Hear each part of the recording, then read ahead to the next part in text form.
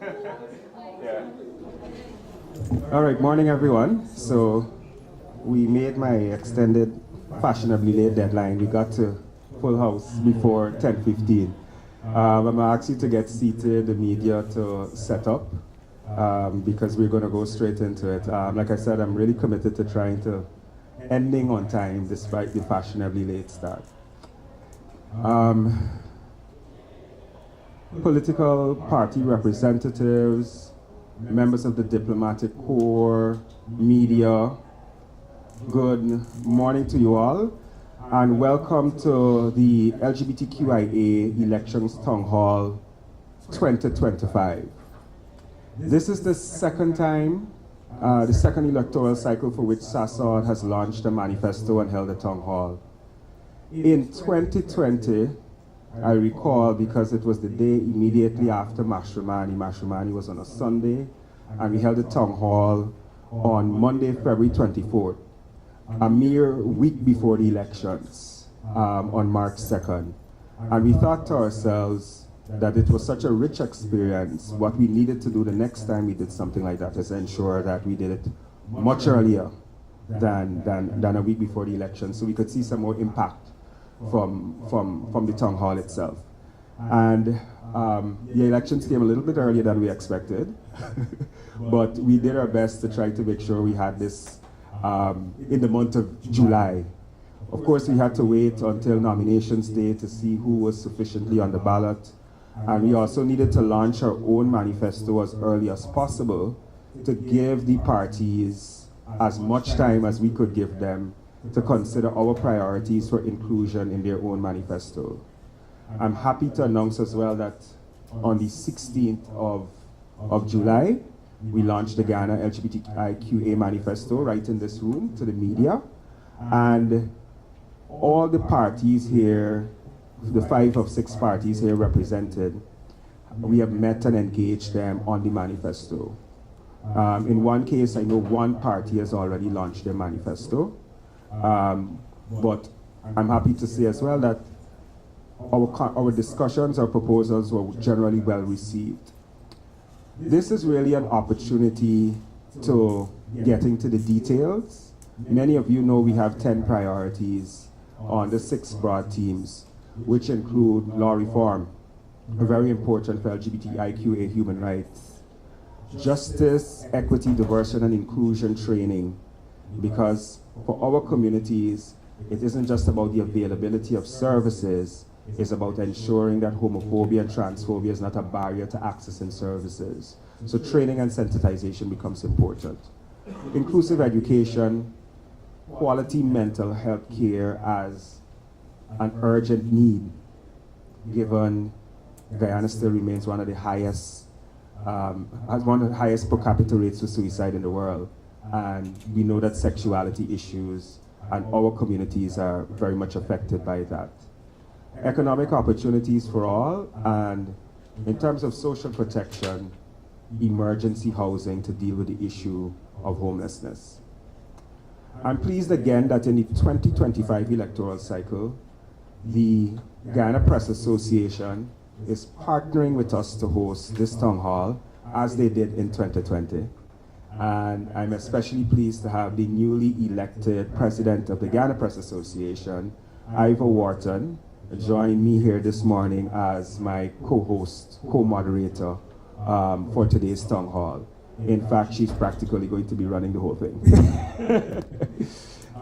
So without further ado, I think I want to briefly introduce the candidates that are representing the 5 of the 6 electoral parties that are on the ballot. And I'll start from my immediate right. We have Beverley Alert, executive member of the Alliance for Change, AFC. We have, to her right, Pandit Ubraj Narine, former mayor of Georgetown and candidate for a Partnership for National Unity, APNU coalition. Then we also have Dorwain Bess, who is the chairperson of the Forward Guyana movement, also another coalition of political parties. Then sitting next to Dorwain is Honorable Minister Susan Rodrigues, Minister within the Ministry of Housing and Water. Seated next to Susan on her right is the General Secretary of the We Invest in Nationhood WIN Party, who is our fifth party representative here today. I also was reflecting about this year's town hall from comparison to the 2021. In 2020 we had about 11 parties that made the ballot. This year, this cycle we have 6. And I recall that the 7 parties that participated in the town hall were the ones that were represented in Parliament, that were elected to be represented in Parliament, including the 3 that had shared the joined the seat. So I think this is a good sign, this is a good omen, if I could say that, for the 5 of the 6 parties that have made it here to participate in the 2025 town hall. So without further ado, I'm going to hand over to Iva to get the ball rolling.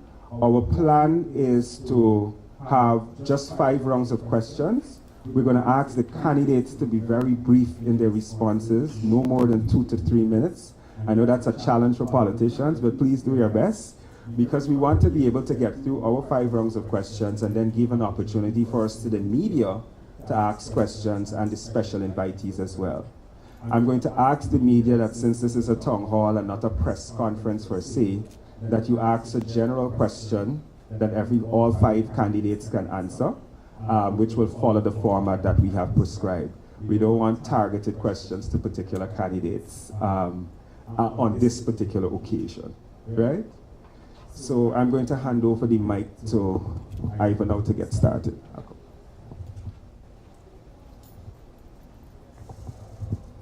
Thank you, Joel. So each panelist here will get an opportunity to go first in terms of answering questions.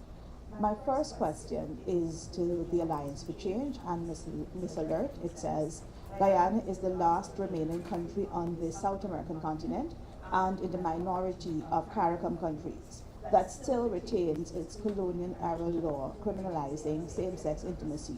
Do you support overturning this law? And every candidate. Thank you, Iva, and thank you, SASOD, for organizing this event. We are 60+ years as an independent nation. It is therefore imperative that we chart our own course. We are a growing, developing nation, now one of the fastest growing or the fastest growing economy in the world. At the Alliance for Change, we firmly believe that Guyana has not only the right, but the responsibility to place itself where it needs to be in relation to all laws, not only the laws governing gay rights. And so, as a party, we support engagement, we support review, we support examining where we are, and very importantly, what it is that society wants. Because laws are not created in a vacuum or in a silo for any specific group, but laws are created and periodically amended to suit a society that evolves. And just as we are evolving economically, we need to evolve socially. And so if society directs that we must be more accommodating, more accepting to the needs of the people, then that is where we need to go as a nation. If we criminalize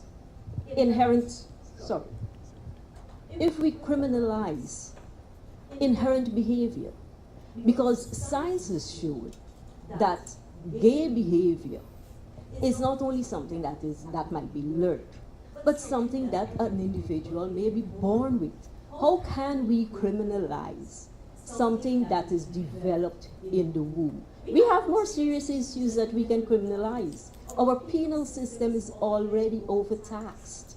So why do we want to burden our penal system more with something that an individual may not necessarily be able to control?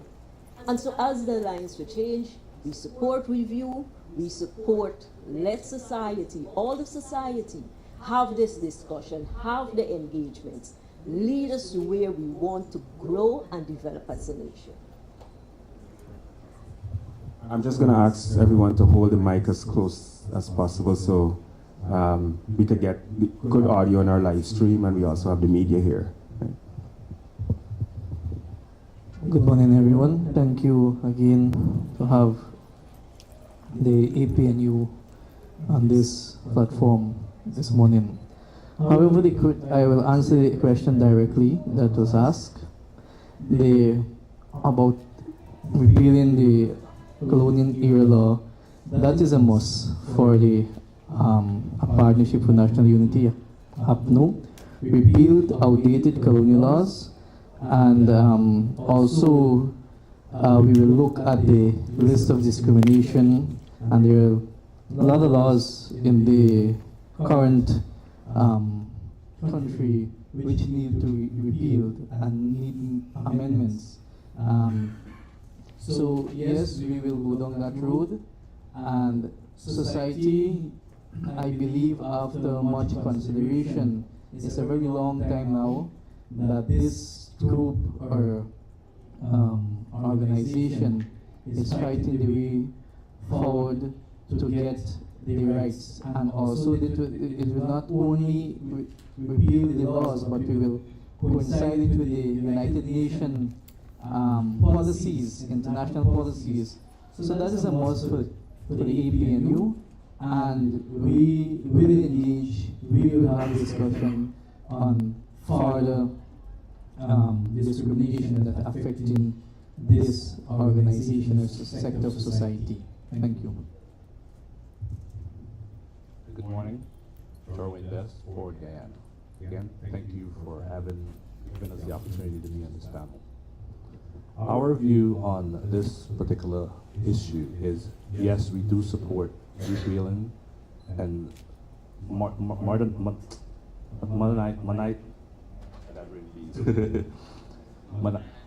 modernizing this act. Why we feel this way? When you look around Guyana today, you find some of the people that look just like us being marginalized. That shouldn't be. If you're going to criminalize an adult for their personal act in their personal room that they have decided to do or how they decide to live, then maybe you should start arresting people, a husband for adultery. This has to be corrected. The act of an adult should not be anything that is considered a criminal act. Secondly, I believe, I'm having a brain freeze because I'll leave it at that for now. Good morning, everyone, and thank you for having me this morning on this very important panel. Joel, we believe, like most political parties do, that public policy is driven by society. If that were not so, then an enlightened few would feel as though we know better than everybody else and we should impose on the population. And therefore, we have started in the last 5 years to modernize all of the legislation, many of which we have inherited from the British colonial system. It's about 200 pieces of legislation that have been updated in the last 5 years. And there's still a lot of work to do in terms of law reform and updating our different pieces of legislation, including our Constitution. We plan to make it very clear, explicitly clear, that the People's Progressive Party Civic does not support discrimination based on sexual orientation. And we're going to make that very clear, that nobody should be discriminated against based on their sexual orientation. And this has been part of our rhetoric. It's been part of all of the messages that we have sent to this country, not only during this election period, but in the last 5 years and whenever we have been in government, that we're going to ensure that all of our policies and programs that are designed by our government benefits all the people of Guyana, including our minorities, including our vulnerable groups. We believe that people have to have access to essential services, and there have been, and including jobs, and there have been many things that have been done in the last 5 years, especially some of the initiatives that I've done personally in the Ministry of Housing that is not spoken about. But things like when people come to apply for land, in the past, if you wanted to have a co-applicant, you needed to establish a relationship. So when conducting your interview, you would have to say, this is my wife, or my husband, or my mother, or my sister, and establish that relationship. We have said to the interviewers at the ministry, you are not required to have people prove a relationship, thereby allowing LGBT couples to come to the ministry and say, this is the co-applicant, or my partner, or without stating any relationship whatsoever, and that application has to be accepted by the ministry. So these are little initiatives, little things that we have done that are not known to the public, but opens access to employment, to opportunities in the housing sector, and of course the laws are important. And I think it starts with ensuring that the public understands that it is not acceptable. And the People's Progressive Party condemns any discrimination based on sexual orientation, and we will explicitly say so. Good morning, Odessa Primus for WIN. To answer the question, it does not necessarily target the entire gay community, but that law specifically speaks to men. And so it targets a specific group of people within the community.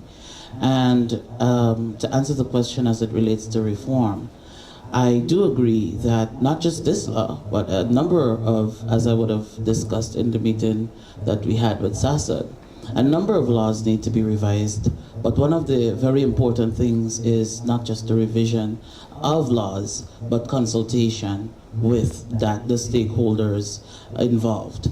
And so it is important, because I'm not a gay man, this law does not affect me by any stretch of the imagination, and I may not understand a lot of the intricacies in terms of challenges that they may be facing.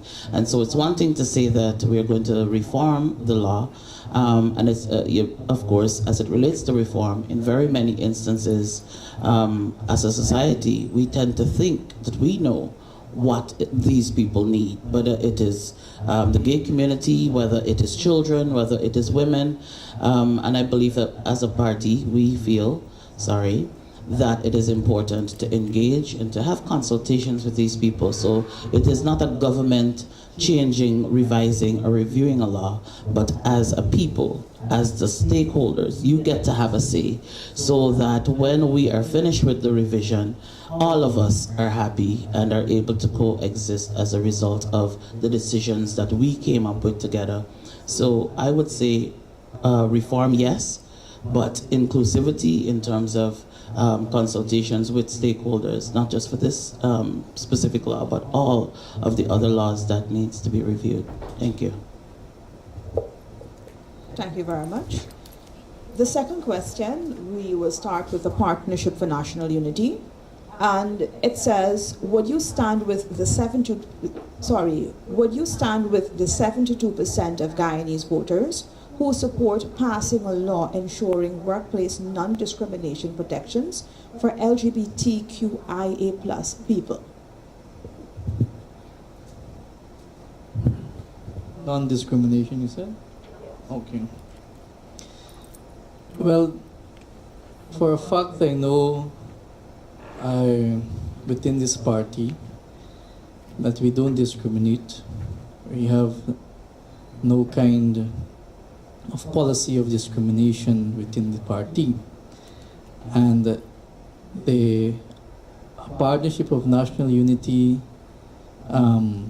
yes, we will move forward with the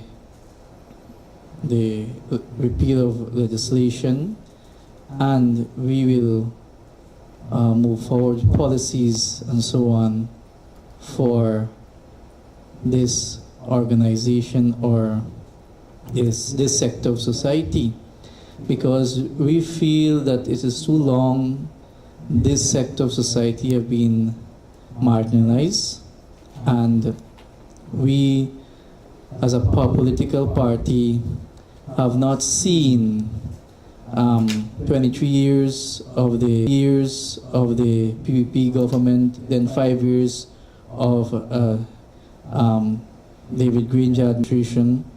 Then we have now new leadership, new blood within the APNU, and policy do change, and vision do change, and with discussion with the young people within and the leadership of the APNU, we have made it very clear that we will not, whether in government or out of government, we will champion. We will champion the cause of all sector, all society, all people of this country. Because it is too long we will hear policy have been created but never make known to the public. And these are things that public need to know. And so that when public be aware of it, they will able to have access to it. And I have never heard of policies or laws, repealing of laws. I have saw this government repeal several laws, but this is one of the laws that really need repealed, and policies in place. If you go to the passport office, if you go to any other public office to do business, you have an issue there. And we will champion it. We will put system in place to ensure that all is served equally, because we believe in equality. We believe not to marginalize a section of society. I thank you.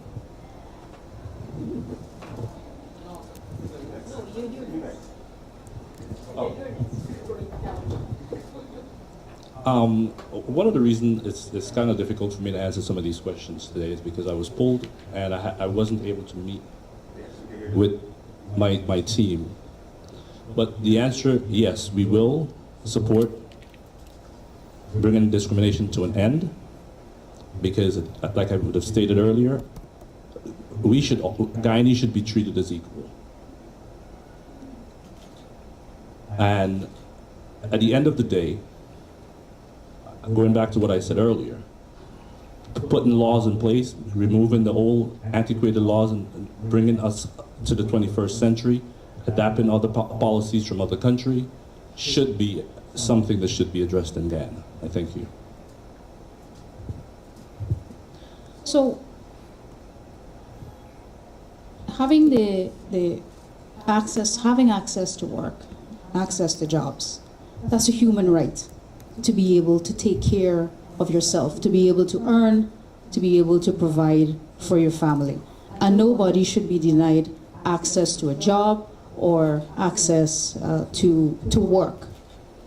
And especially not people from the LGBTQ plus society. We have, I think it was about a year or two ago, we've adopted, we've altered our legislation to make it in conformance with the ruling of the CCJ as it relates to cross-dressing. And that's not something that we had an issue with. All of the members on our side of the House stood up and supported the change in legislation. I like wearing pants to work, although I'm, often criticized that, where's your dress? But, this is a type of religious-oriented society that we live in. That is our reality here in Guyana. And you have to manage all of these different stakeholders. The voice of the religious community is very loud, but we have a duty, all of us, all Guyanese, who believe in equality, who believe in fairness, and who believe that people should have a human right to work, that we should speak on their behalf. I've said this, Joel, to you many times. I believe that there should be more advocacy, because I believe in laws that reflect our human existence, and that is how you have the most positive impact on society. We may know that something is wrong. We know that discrimination against LGBT persons is wrong, but we live in a society where we don't want to impose that on others, and that's why the stakeholder engagement is extremely important, to try to change attitudes, to try to change beliefs, to try to change patterns of criticism against people. The People's Progressive Party Civic has employed me, and that speaks volumes to be able to be comfortable in my own skin and to live and to have a public portfolio. And I believe all voices are important, but I understand people's values are important also, and their religious beliefs. We have a huge religious organization, society here in Guyana, and we have to work with them. We have to work with our groups. We have to ensure that our advocacy is strong and that this is really a human rights issue. And so I believe if we legislate that there should be no discrimination based on sexual orientation, then people would have access to all of to jobs, to healthcare services, education services, and all of it will follow after that. We have the Law Reform Commission. They will go through their procedures in terms of updating our constitution, and we will support any legislation that ensures that there is non-discrimination on the basis of sexual orientation, to allow more access to minorities. Thank you. As a Guyanese, you should enjoy the rights like any other Guyanese. And so as it relates to the workplace, regardless of sexual orientation, disability, or any other thing that puts you in a minority group, you should be able to access jobs and live and take care of your affairs like any other Guyanese. What for me is very important, and for us at the WIN party, is it is extremely important that we not only have acceptable things and norms and so on, but we have it in writing. Because when people say this is the rule of our office, and it's like an unwritten rule that everybody knows and so on, when you find yourself in a problem or when a situation occurs, then is when sometimes you realize that this unwritten rule can't apply in this situation, because what is on the books is different from what has become the norm of the office. And if we are going to be serious about non-discriminatory practices, then put it in writing. And so it therefore means that we should have, I'm not sure if at the national level only, but also internally as well. And I think it is an opportunity for us to speak to ensuring that we not necessarily accept, because acceptance and respect is two very different things. And some people, for religious or other reasons, may not be inclined to accept. But at the very least, what we can do is respect people's decisions, respect people's choices. And so perhaps look at having programs and policies and so on that creates an opportunity for us to be educated, empowered as it relates to people and their differences. Because I believe when we operate from a place of knowing, our actions are very different. And so, you know, here in Guyana we like to say education is power or knowledge is power, and that is very, very true.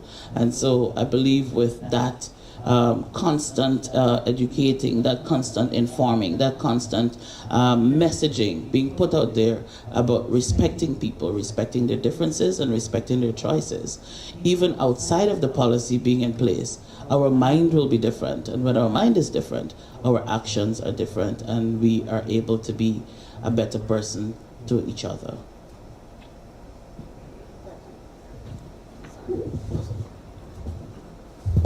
Thank you for that question, Iva. Thank you, SASOD.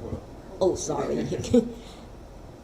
At the Alliance for Change, we firmly take the position that all forms of discrimination is wrong. When that discrimination affects a person's fundamental human right, then it must become criminal. Because what you are doing is forcing an individual, maybe forcing a family into poverty. You may be forcing them into deviant behavior. And so all forms of discrimination, whether it's discrimination based on race, based on gender, based on sexual orientation, it is wrong. And that's the position of the Alliance for Change. Discrimination affects not only the individual, but it affects society. When I feel discriminated against, and it may just be a perception, there may be no proof of it, but my perception is my reality.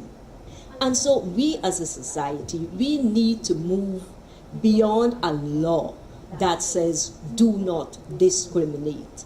But persons found to be discriminated, especially when it affects a person's fundamental human right, then that person, that organization, that individual must be made to face a heavy responsibility, a heavy burden, so that the rest of society gets the message that you do not discriminate.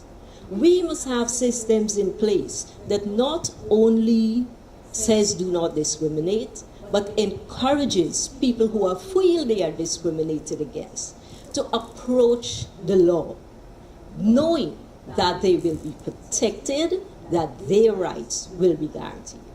Thank you.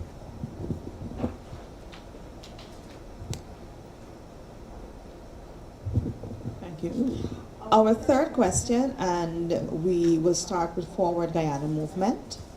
Many LGBTQIA+ Guyanese report facing discrimination in many facets of their lives, including when accessing public services such as health, education, and social services. The question is, what would you support comprehensive legislation ensuring non-discrimination protections for all Guyanese inclusive of sexual orientation and gender identity? Yes, we will support it. Like we'd have said earlier, we will support that. No one should be, again, held accountable because of how they choose to live their life. It is important for laws to be in place for every Guyanese to be treated equally. The law should not police a person's personal life, like I said earlier.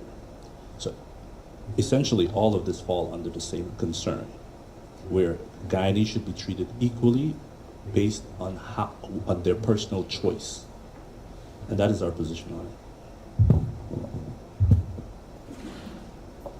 So, the People's Progressive Party Civic does not support discrimination based on race, sex, or gender, religion, sexual orientation, or any of the other categories that I may have missed. We are very serious when it comes to ensuring that people are not discriminated against when they try to access government services. Laws, I have a serious issue with laws being created in a vacuum. And that while we have laws, it does not mean prevention. There are many laws on the books, people break the laws every day. And that is why I feel so strongly that we have to change attitudes towards people in the LGBTQ plus community. Because you may have a workplace policy, you may have a law that exists, you may have a provision written in the Constitution, but when somebody goes to a hospital and they encounter somebody who is not of like-mindedness or does not believe that you shouldn't discriminate, and they prevent access to human services, to healthcare services or any other government services, the person seeking help suffers. And so the law does not provide the protection that it should in that case. Of course, we support laws that prevent discrimination to persons of LGBTQ plus community. But we also, I believe, strongly have to change attitudes, because there's no way that we can control the front desk or what happens when somebody comes in with in the emergency room or goes to a school. We're seeing that right now in our country, somebody who can't speak English, when they go to try to register a child in a school. We are providing education to Venezuelan kids who are here, but if they go to the school to try to register a child in the school and they can't speak English, they may not get access to that service. And so that's why I'm a firm believer that we have to change attitudes. I visited Ecuador, and I'll give you a real example of how touched I was and how more convinced I am now that we have to work as a society to be more inclusive and more respectful towards each other. I visited Ecuador a couple of years ago, and I met with some locals there from the gay community, and they informed me that Ecuador had same-sex marriage and that the law was passed in 2019. So I said, well, good for you, and how has it been, and so on.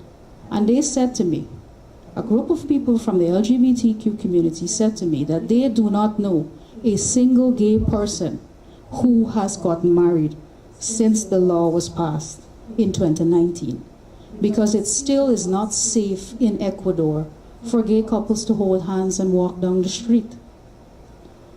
And even before 2019, since 2008, they had recognized civil unions.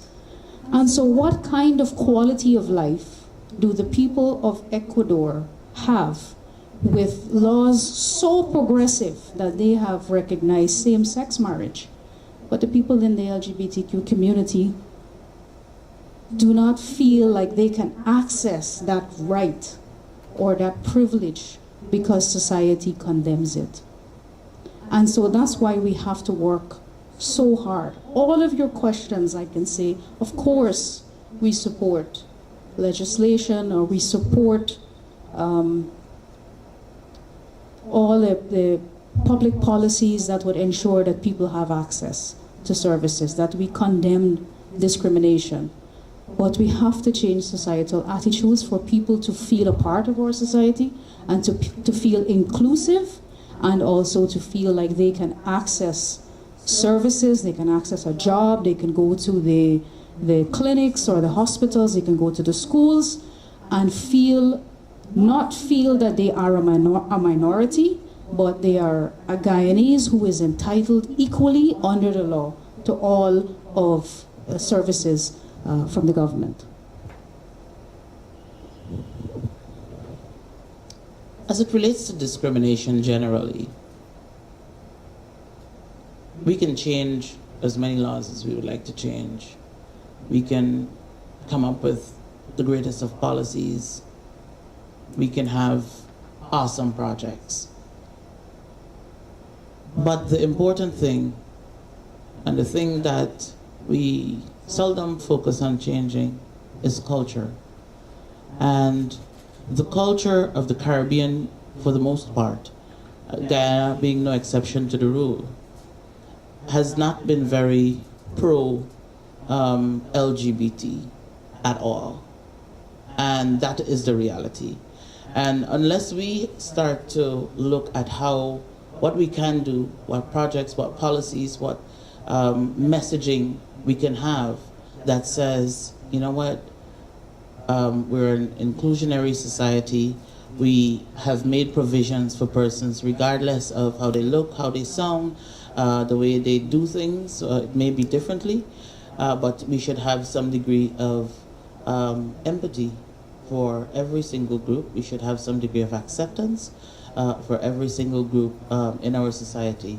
And so it is our belief that one of the greatest focus should be on having cultural changes, which will then make it easier for our policies to be accepted, for our laws to be accepted, and be displayed in the workplace as well. Because you could say, as this workplace, we do not discriminate. And somebody come who may be gay or transgender, and they get the access to the service. But the attitude that comes with the access, it is the same thing that you're trying to prevent in its initial stage. Because, give you gishe, somebody look after this one. You know, those sorts of attitudes may come even though access was given. You were able to receive the services. So the attitude displayed is the very same as if you were denied access to those services. So I would like to reiterate, as I would have said in previous points, as well as in this one, that it is important for us to look at changing the way we think, the way we operate, and that could only be done, as would have mentioned earlier, through education. Thank you.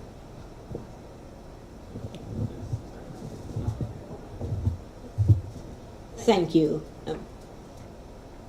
The state, institutions run by the state, be it health, education, housing, these are institutions that are expected to provide a service to the state, not a segment of the state, but every member of that state.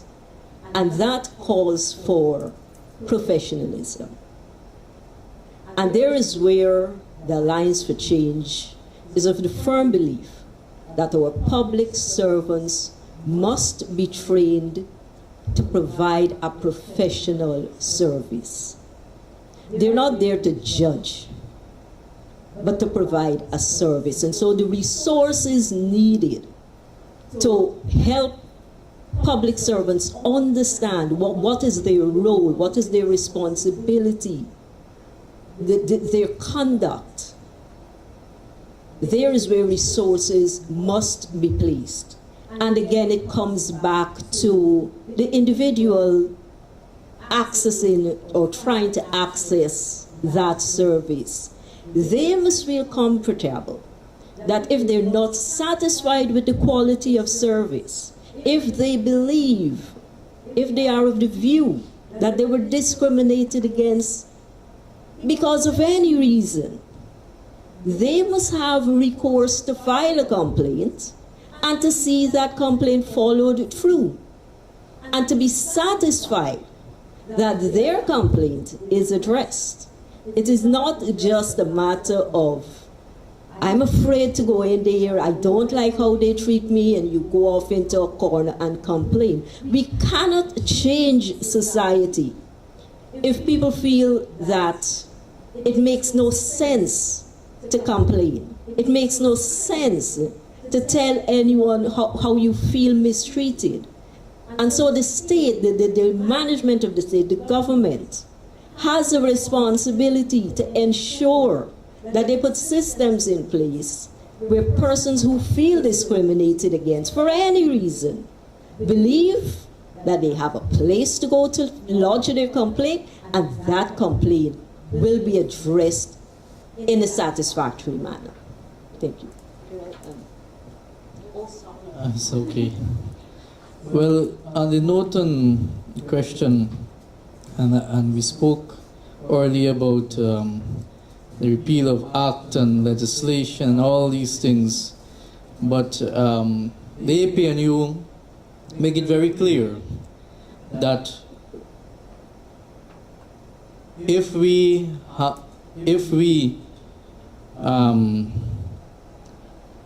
to get into government, a system will be set up where we will have programs set out for religious communities, various religious bodies, because we believe that there's a lack of that workshop to get the religious community to understand better on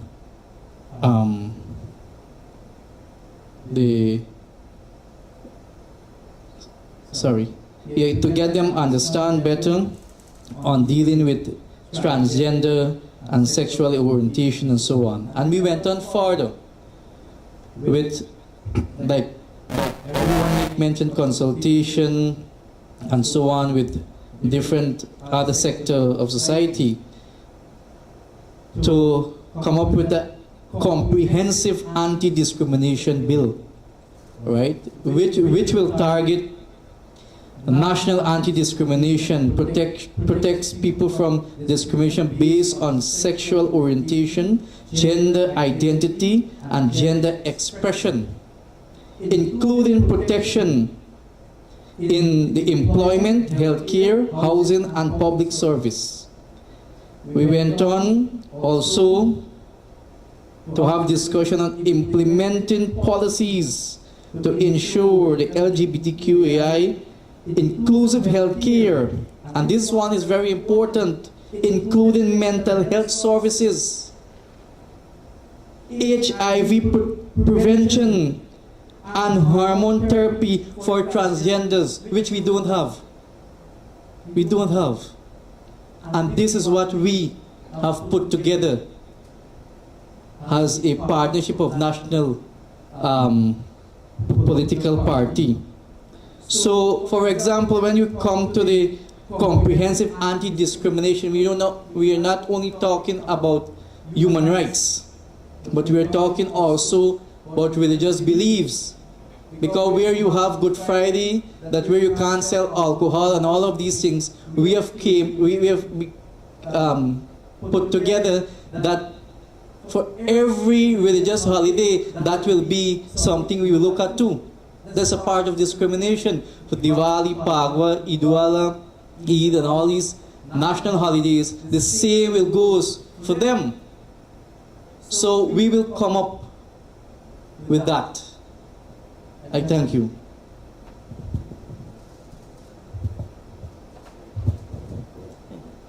The next question, we are going to start with the People's Progressive Party and Minister Susan Rodrigues.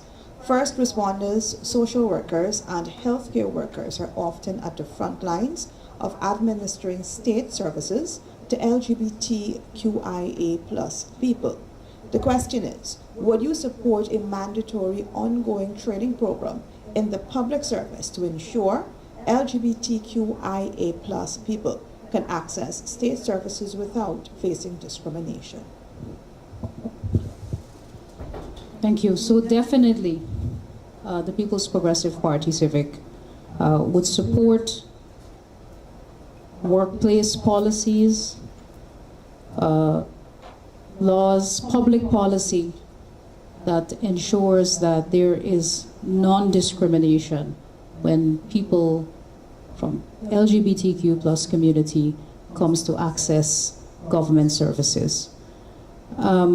As I said earlier, this is not a right only to the LGBTQ community, it's a human right. And so anybody who comes to interface with first responders, healthcare workers, anybody in the public service. The public service, I agree that we have to raise the standard of delivery of services. And so it is important that you follow workplace policies. Attitudes are equally important.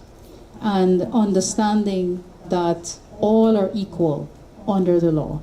And so even if somebody comes who's a cross-dresser, that shouldn't be the first thing that you notice. And we know that we live in a society where that becomes the first conversation, rather than trying to get maybe emergency care to somebody who comes to the hospital.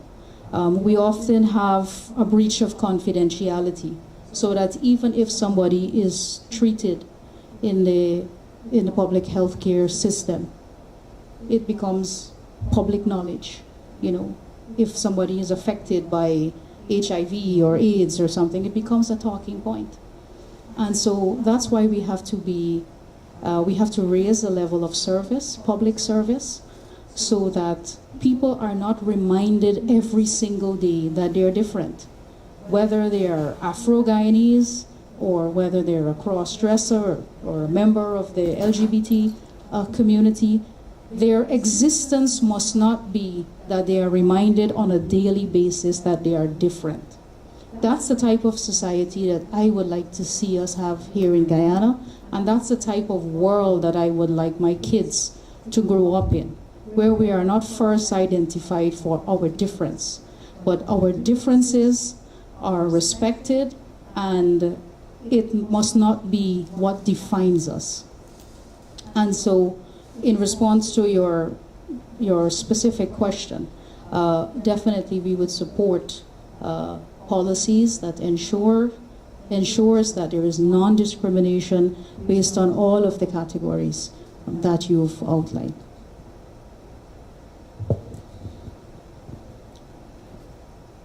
As it relates to discrimination in the workplace, or while accessing services, because I thought of it from both ends, meaning that the person facilitating the process is gay, or the person receiving the service, because either or way there can be some degree of apprehension in the case of persons who are not necessarily accepting or respecting of those services, that person's choice. I believe, again, as I would have shared earlier, that the WIN party, it has to start from a place of knowledge. But what is also very important, while we need to have that, is to look at how we can meet people where they are. And so very many times people have a number of things on paper, and the greatest section of our society is not necessarily going to be reading through all of these files and papers to see what our policies and plans and projects look like on paper. And so we have to look at disseminating that information and education through varying channels, whether it is through brief TikTok videos, whether it is in posts on social media. And do we also need to have some degree of consciousness in terms of target groups, and who do we want these messages to get to? We see bullying in schools being a major issue, as we would have discussed when we had the meeting with SASOD. And so, bullying has to be addressed generally and specifically, because at one point there was an incident, if I'm not mistaken, at St. John's Secondary, where this child was bullied because of his sexuality, and that became a big thing. And at some point in the situation, I was told that they are making plans to move this child to another school. And my question is, are the children at the school more aware, more accepting, more respecting, or are we now just going to drift this child around from school to school, system to system, until I guess it is time for him to be out of the school system? So what we have not changed is the situation, but where this child will now have to encounter the same situation in a different environment. And so that, of course, is a Band-Aid approach to fixing the real problem, because this child now at some point became suicidal and all of these sorts of things. And so I'm saying that not just in the work environment, but we have to take a holistic approach that not just fix discrimination in the workplace, but to fix discrimination in the country as a whole, and to have programs and projects specific to each of these groups of people that will reach these groups of people. How do we reach the housewives? How do we reach the farmers? Because it is one thing for me to say, oh, we're going to create a fantastic program that speaks to accepting everybody, and we all live in love and kumbaya, and we hold hands and run in the rain. But does that message get to the rice farmer? Does that message get to the persons who may be in the interior, who may be mining, who may be, not active on social media?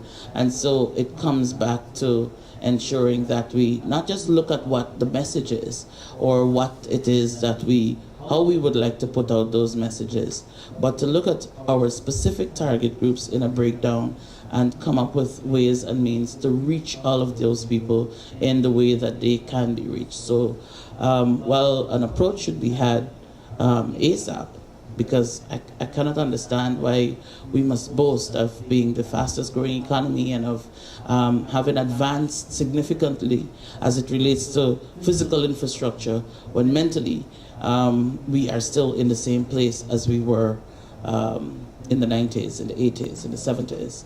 And so if we are to speak to growth, we must be able to speak to growth across the board. And acceptance and respecting people's rights is one of those things. And so we should look at growing along those lines too. Thank you. Oh, sorry.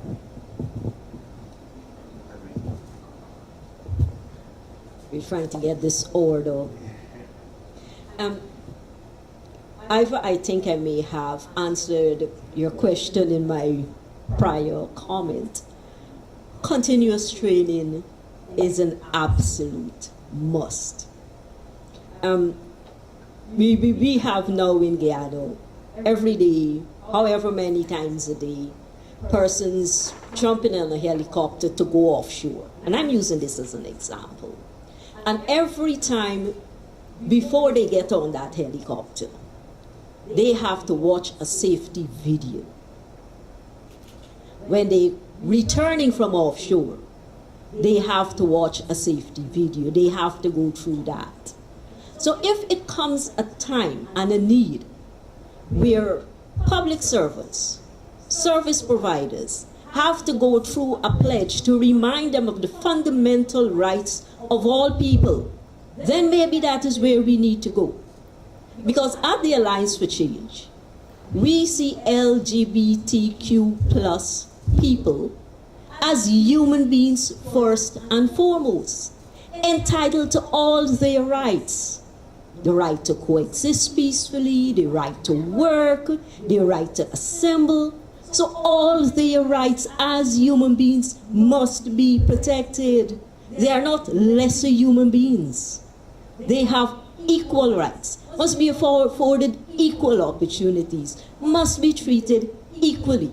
And that is what the Alliance for Change supports. That is what we will strive for. That is what we are committed to.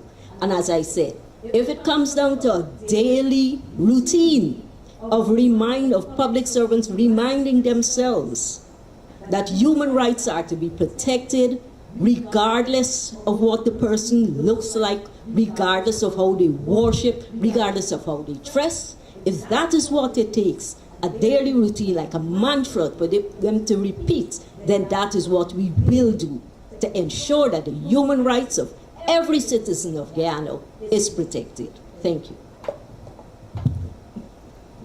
Again, let me make mention when we come to training. In the first place, I will start with the police force. The police force, the police reform and sensitization is a key one in this country, and no one had done anything about it for the LGBTQ people. Training is required there, lots of training. And let us take, for example, I believe, and we had discussion at the party level, the APNU level, where a special unit to set up to handle hate crime and abuse complainant of this section of society. They must be well trained. to deal with issue when it comes to the LGBTQ community. Not one is there at this point of time. When we are speaking on the rights and human rights of the LGBTQ, we must put things in place. And that is where we have discussed, and we will put these things in place.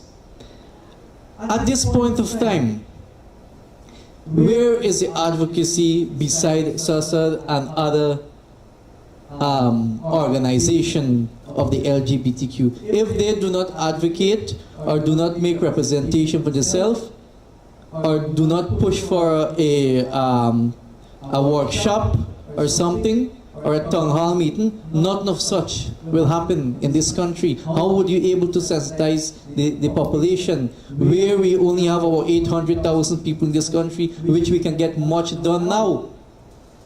We can get a lot done. So the APNU also will establish a national LGBTQ commission. We will establish a national LGBTQ commission which will be funded by the state, an independent body to monitor and advocate for LGBT plus rights, investigate, complain, and make recommendations. Where that is where the religious body also will be a part of. All of this was discussed at the APNU level.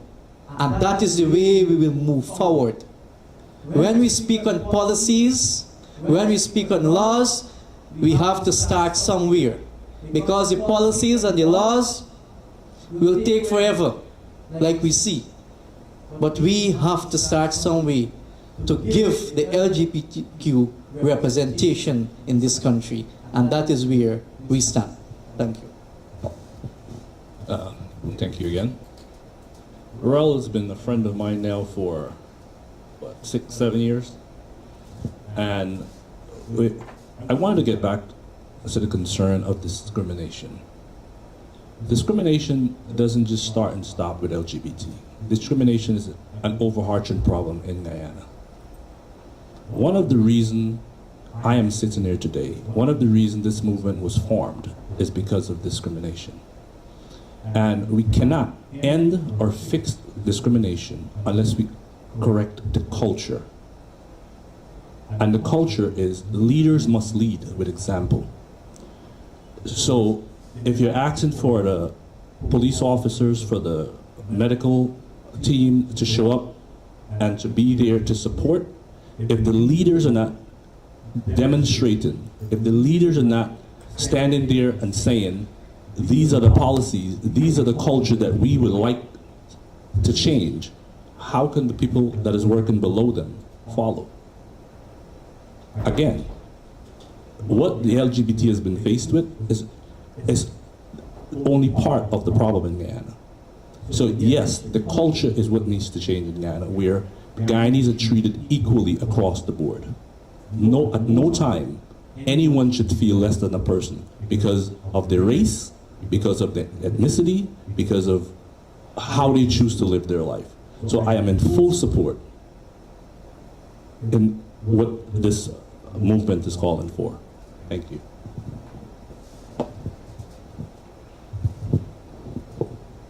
And the fifth question goes to We Invest in Nationhood. And it says, LGBTQIA plus youth are much more likely to face bullying, harassment, and violence in schools across Guyana. The question is, would you support developing a policy to keep Guyanese students safe by addressing bullying and violence in Guyanese schools, including on the basis of sexual orientation and gender identity? I kind of feel like I answered that question when I gave the example of the school. But to add though, when I had been in the education sector, one of the things we used to say very often is repetition reinforces learning. And so they should have, they should have projects at schools. And if I were to go back to when I were much younger, we used to have every Friday singing at the schools and so on, where we did national songs and cultural songs and so on. And having done that every Friday, you come and you sing and, oh, I love my country, Guyana, and so on. And that repetition instilled a sense of pride in me, of national pride to this day. And so I believe that if we apply that very same principle of having, whether it's a motto, whether it's a pledge or something that is recited on a daily basis in our schools, that is played on our radios, that repetition of respecting people, of accepting people for whether it be sexual orientation or something else. Because as a society too, we have very many people who are bullied, and I believe that we need a very strong anti-bullying campaign that should be had post-haste. In my community, I remember it was about 2 or 3 years ago, there was a child who has Down syndrome, and her mother came to me and she was crying about the fact that this child was attending a school for children with special needs, but traversing to and from the school, when she was coming in on that particular day, the children were throwing paper at her all the way home. They walked her, she was crying, and the mother was frustrated in terms of what to do. In fact, she has since removed the child from the education system, period, because of how that made her feel and how that made the child feel. And so I believe, again, as you go through the questions, the answers sound as though it's the same answer from the previous question. But the thing is, the most important thing at this juncture for me and for us at the WIN Party is ensuring that all of us are educated on these issues. We understand people, and systems are put in place to ensure that respect becomes a thing. Because I believe that today in our society, respect is dwindling away.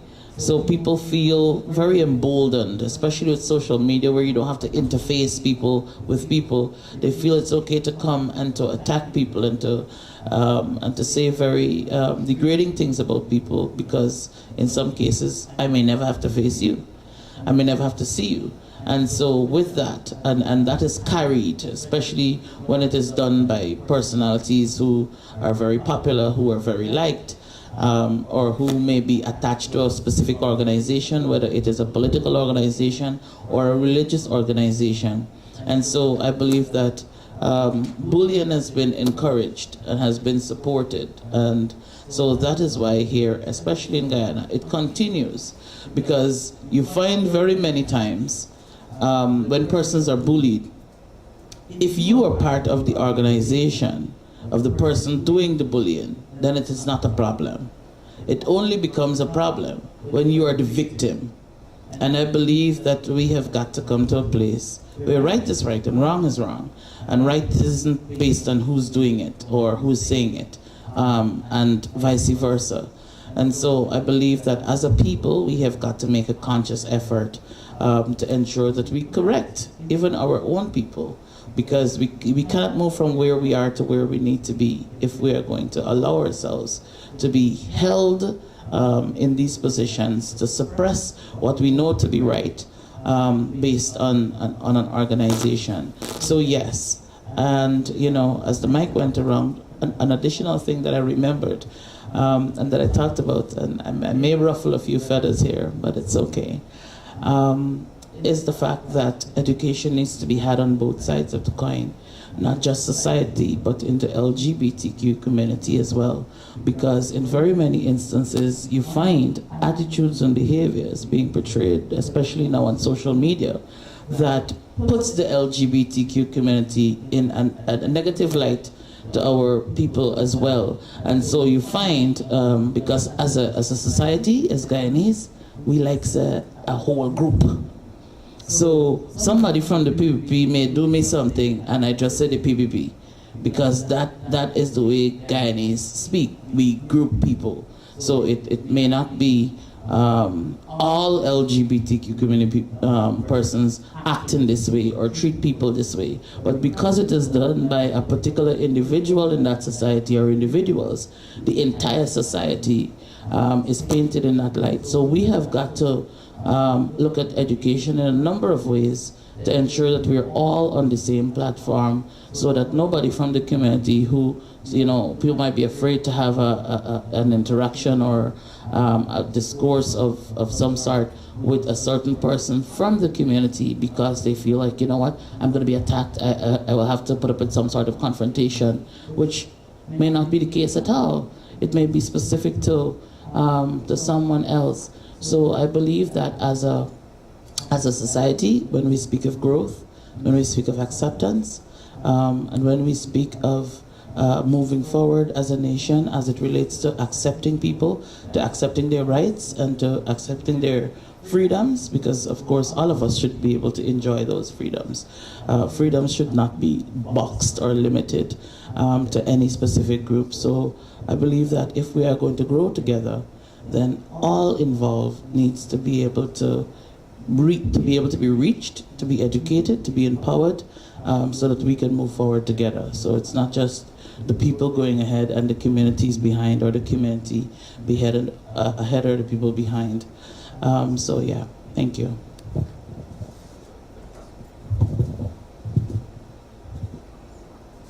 Thank you for that, Iva. The Alliance for Change, could easily take the easy way out and say, yes, we would support a policy that goes against bullying in schools based on a person's sexual orientation. But that would be a cop-out. That would be the easy answer, because bullying is a serious problem. Bullying in schools, where teachers are being bullied, is an extremely serious problem that needs a lot of attention, a lot of thought.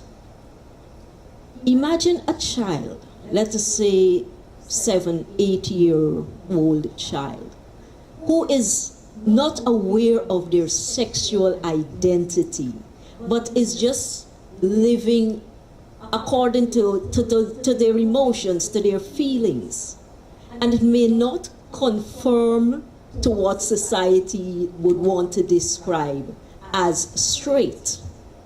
But his peers, learning a behavior from home that says, attack such a person must not be accepted, brings that into the school and acts out what they learn at home. How can a policy address such? How can a policy stop such behavior? And there is where we have the difficult task as a society. How do we stop learned behavior that harms society?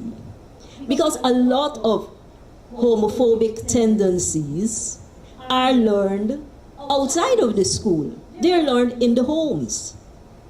And so it will take, I dare say, years of education to change that behavior.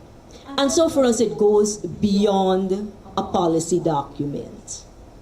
It goes to a broad, very wide education system and education reform that teaches acceptance, that teaches the science. And here is where, again, I could go on to talk about the need for research and all the rest of it. But we have to let people understand in the schools and at homes that bullying in all forms is not acceptable. And that's the general position of the Alliance for Change. A teacher, an individual who ought to be respected as the creme of society, one of the noblest professions, imparting knowledge to young leaders, and they are being bullied. They're being prevented from doing their job because of some perceived not being normal. We are robbing society of opportunities. We are robbing our country of its future when we discriminate against persons. And this goes especially for the LGBTQ community, but it goes across the board also. If someone dresses in, let's say, in a hijab, and we don't accept that, that person may have something to contribute to the development of society. So as a nation, we've got to become more accepting, more open to knowing, more open to learning. Thank you. You know, we love to speak on development. Our country is moving rapidly in development. But as a young man sit there, I believe we got a lot of work more to do to bring our country to a developed nation. And when it comes to bullyism, mandate anti-bullying programs is very important. And like your school, mandate anti-bullying programs is very, very important for our schools. And if we don't have that, and I don't think we have it, right, it will escalate. We all will sit here and we'll come and preach to you every 5 years, the same thing, with no action. When it comes to teachers, I believe that training teachers and staff on gender sensitivity and LGBTQ issues is key for schools.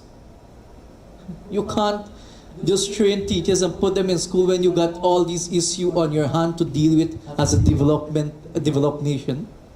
We got work to do, a lot of work. Some teachers, and if they know you are seem that, I'm just giving an example, a boy acting in a funny way, the teacher himself sometimes will call out that individual, vice versa, and we'll get a back and forth. These things happen in society. We may not know. It may not reach the public. But these things do happen. So training of teachers and staff on gender sensitivity and LGBTQ plus issues is very, very important in this country. So when we speak on development, it's not about infrastructure alone, but human development of this nation is a critical issue at this point of time. And APNU will implement these policies in the training, the College of Teachers and in school on policies where you will monitor. And like I said before, there will be an establishment of a national LGBT commission which will monitor these things and handle these things. That is where we will move forward. Thank you. My position is I will have to support Odessa. Sorry. Bullyism is at all levels in Guyana. We are all victim at some point in time from bullyism, whether it's on Facebook, whether it's cyberbullying, whether it's people who were protected use their opportunity to bully. But where did it all start? If you look at the world today, you'll find kids running around being bullied before even starting school. So supporting also what Ubraj has said, laws needs to be in place to make sure that this is now a part of our life, where there must be programs put out there where kids must understand the importance of bullying or taking advantage or using influence. Same for teachers. So again, this sounds like we're going around some of the same questions, but we are in support, and yes, bullyism is a problem in Ghana that needs to be addressed. Thank you. Thank you. So, bullyism in schools is a global phenomenon. And it does exist here in Guyana, and we have to address it. Must be addressed for the safety of our kids. What I've experienced bullyism in school, or my son has, not from other kids, but from the teachers. So I have a real experience that was mentioned before. When he was in kindergarten, he goes to a school that has anti-bullying policies. When he was in kindergarten, they had bring your favorite toy to school day. And he took a doll. And the teacher took it away from him and told him that that cannot be his favorite toy because he's a boy. So this is a few years ago. This is not ancient history. This is our lived reality. And we all have experienced bullyism, our kids experience bullyism, but the thing that we have to do as well is to spot it when it happens. Many times we don't recognize certain behaviors as bullying or as bullyism. And so our kids have to be able to go to school in a safe environment, in an environment where teachers are trained not only to teach, but to help raise our kids, because our children are spending more time with their teachers than they're even spending at home. So school is a very important environment for our children. And so when they leave home to go to school, they must feel safe, that they're in a safe place. And the teachers have that responsibility to not only teach, but to cultivate attitudes, kind, tolerant attitudes among the children. And when they see behaviors that are unacceptable, it must be addressed. Parents have to get involved. And similarly, the teachers have to have a professional attitude. There must be a lot of workshops and training that must be done through the teachers and the unions and so on, to ensure that we are delivering the best quality education.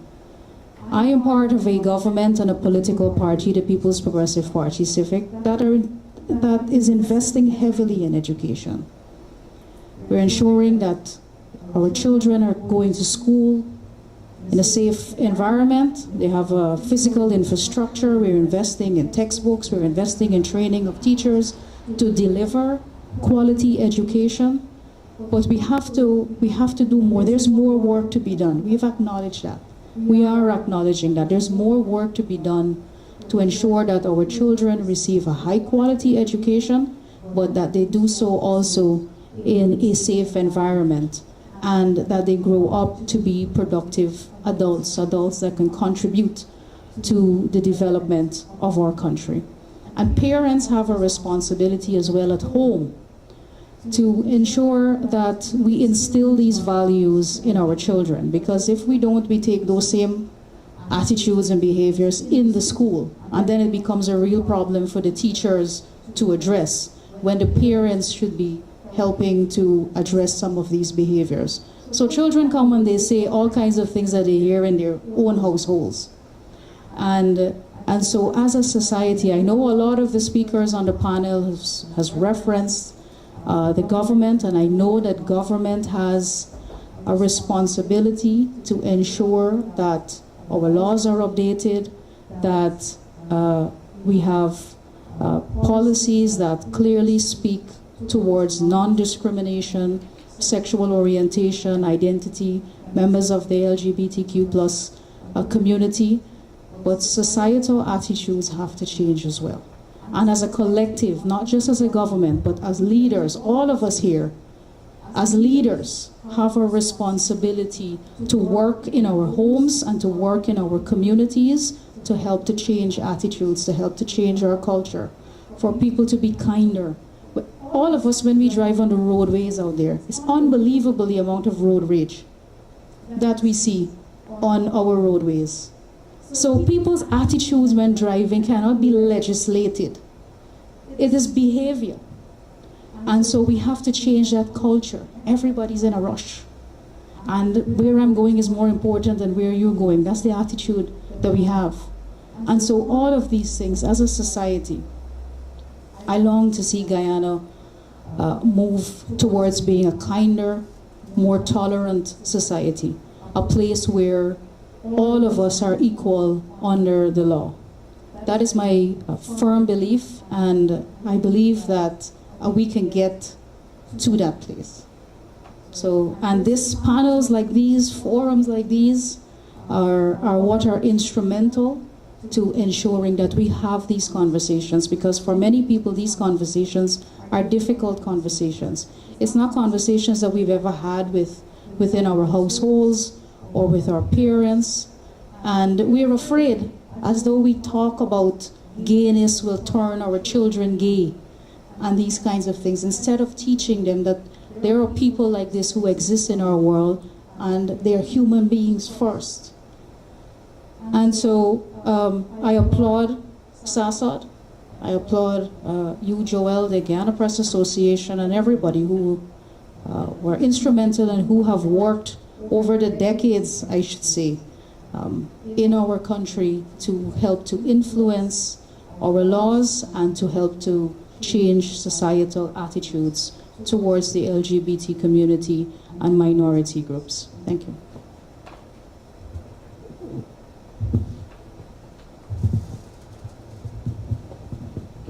Thank you very much, Iva, and to all our candidates from the political parties.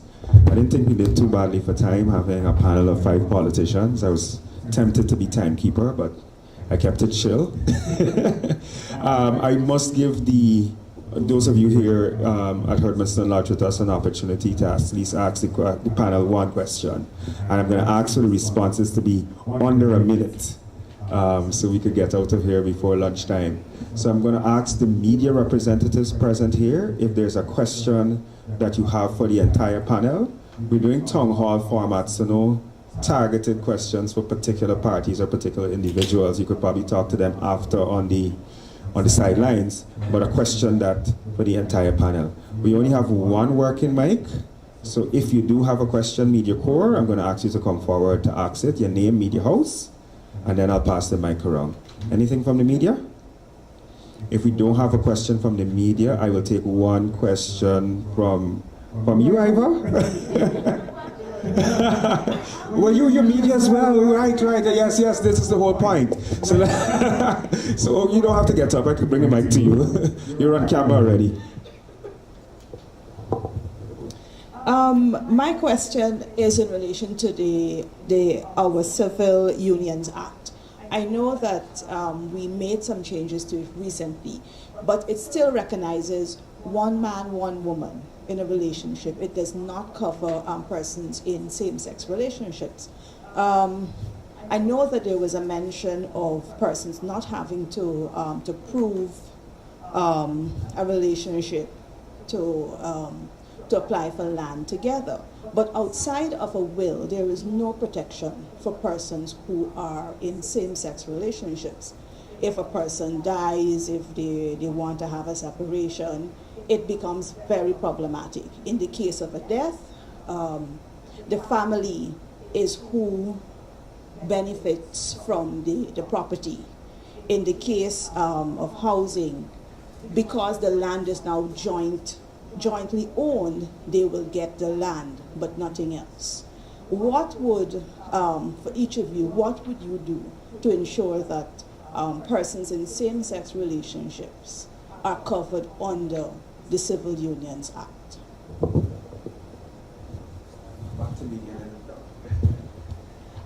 Iva, if I project your question, you're basically asking if the same-sex union legislation would be amended by the Alliance for Change in any way to recognize that.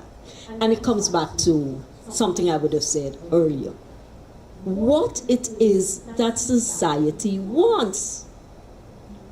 It is not what a government in its silo shall decide, this is what we keep, this is what we change.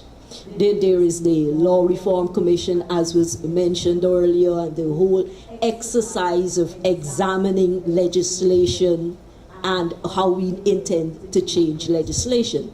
But it cannot be done just by lawyers or those in the legal profession sitting in a room among themselves determining this is what works for society. And so we must have representation from broader civil society that says this is what helps us to grow, helps us to be part of this new republic that we're building. This is where our people, our young people are saying that we need to grow. And so the consultation, the public education, the discourses with the broader group is what ought to direct how the union of any two individual ought to be recognized. And I think that would be the position of the Alliance for Change. Let society decide. This must be government by the people, laws by the people, so that the people dictate and have a say in this society that is formed. Thank you. And again, let me take this opportunity to quickly to thank you and the organizers, Guyana Press Association. It was an honor, a privilege to be here.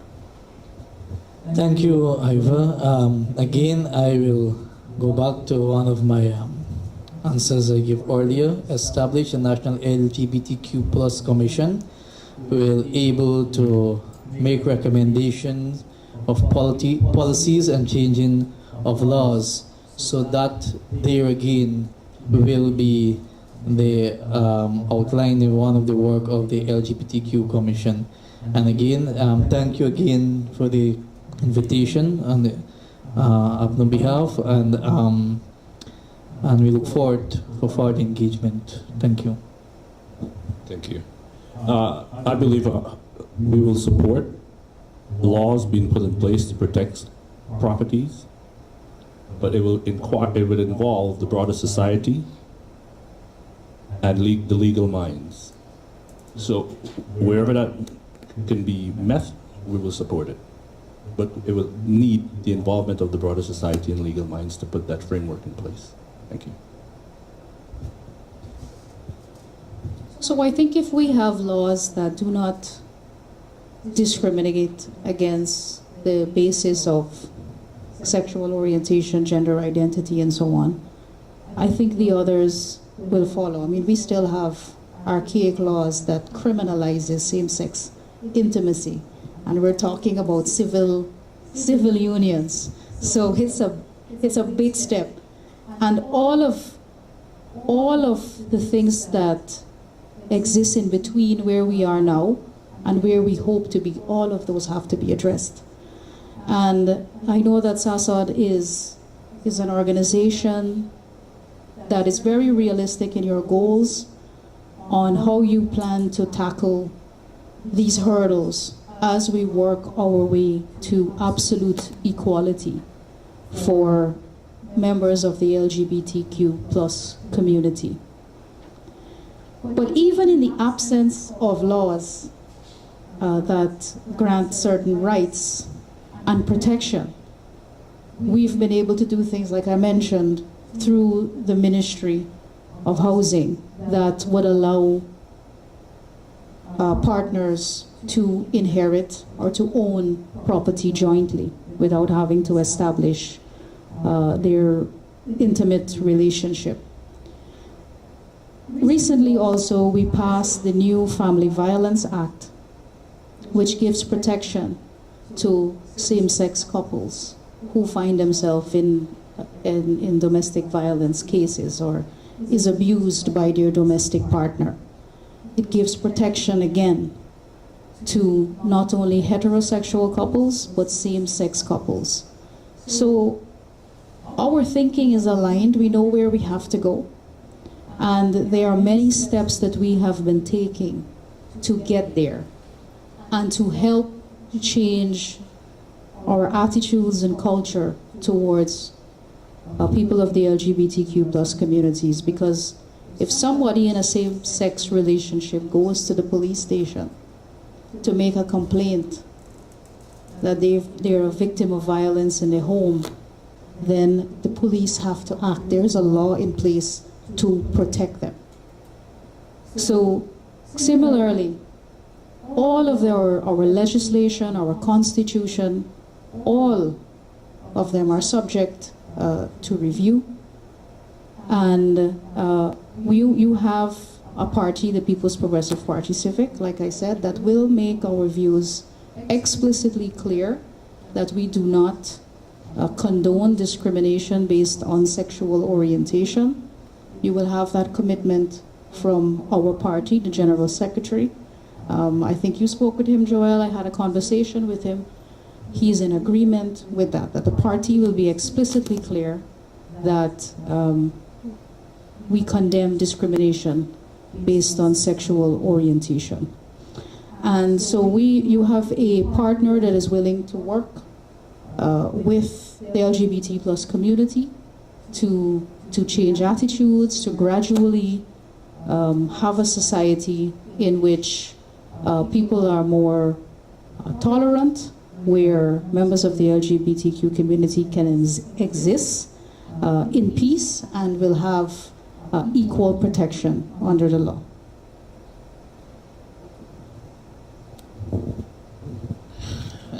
And when you're having these panel discussions and you listen to what everybody's saying, by the time it gets to you, you're trying to figure out what was the question again.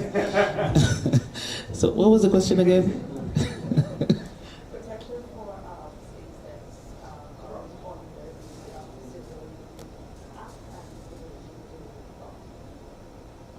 All right. During the election period, as I'm sure it happens in very many countries, when questions are asked, people are, especially politicians, are inclined to say what they think the people would like to hear.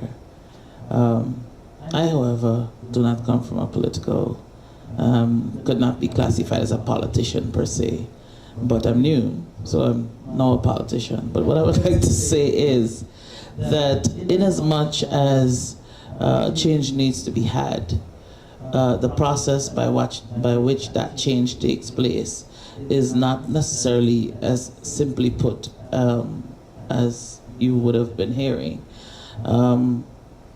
Consultation is very important, and engaging with the people and looking at how best we can make those changes and what those changes would look like as well, because in as much as I agree that change needs to be had, it is important for us to speak with the people to hear how those changes or what those changes are going to look like.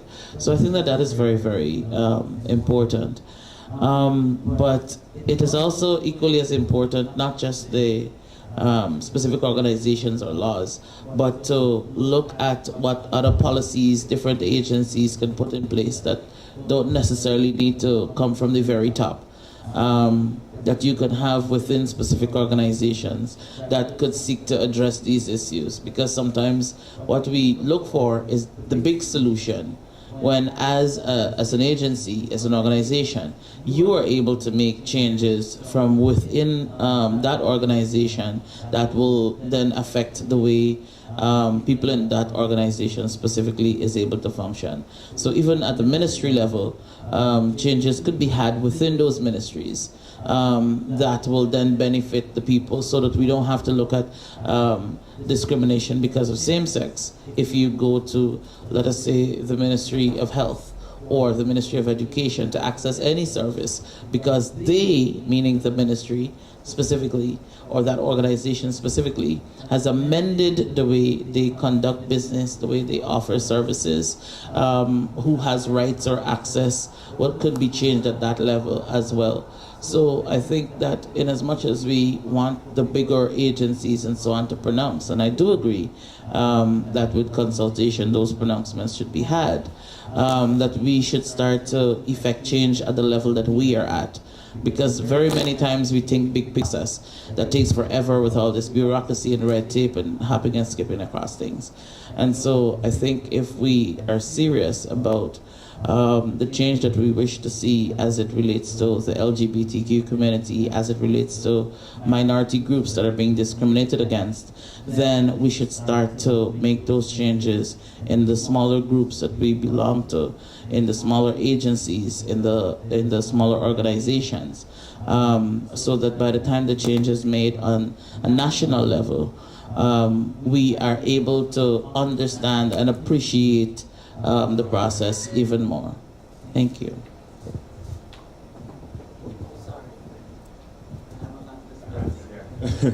Unfortunately, only one of the two mics are working, so fantastic. I want to thank the candidates from the 5 political parties who are here: the Alliance for Change, AFC, a Partnership for National Unity, APNU Coalition, Forward Guyana Movement, FGM, People's Progressive Party, Civic, PPPC, We Invest in Nationhood, WIN. Thank you all for participating in the 2025 LGBTQIA elections town hall.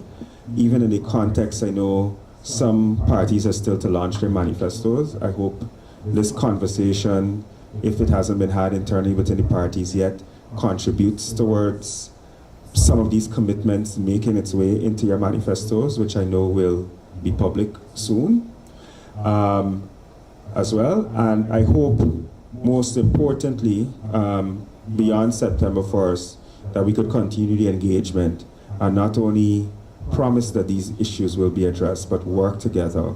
For us at SASOD, like we said in the manifesto, we are always willing to partner with government, both the executive and the legislative branch of governments. And on all sides, we take a bipartisan approach to the work we do. So we're always willing to work with government and opposition to see the laws change, policies updated, and programs put in place as well. So we look forward to working with you beyond September 1st as well.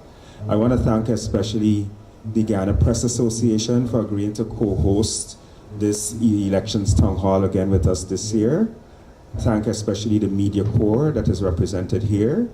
And some of our international partners. I recognize the European Union delegation in Guyana. I recognize the Argentine Embassy, the Canadian High Commission, and some of the visiting missions. The EU Elections Observation Mission is here, the Carter Center, and some of our civil society partners like the Guyanese Organization of Indigenous People, Guyana Trans United. I recognize our board chair, Mishka Puran, attorney at law, and the representative from Transparency Institute Guyana Incorporated. Thank you very much to you all. Please, I know you're probably heading to lunch, but we just have some light, healthy refreshments, especially if you need to raise your blood sugar a little bit before you go to lunch. So please help yourself to one on the way out. Thank you all very much for coming. If you want to look at the live stream of the podcast, you can of the town hall, you can definitely find it on the SASOD Guyana Facebook page and our YouTube channel. We were live for the entire duration of the town hall, so you could always look back at it there and also share it with colleagues and friends. Thank you all.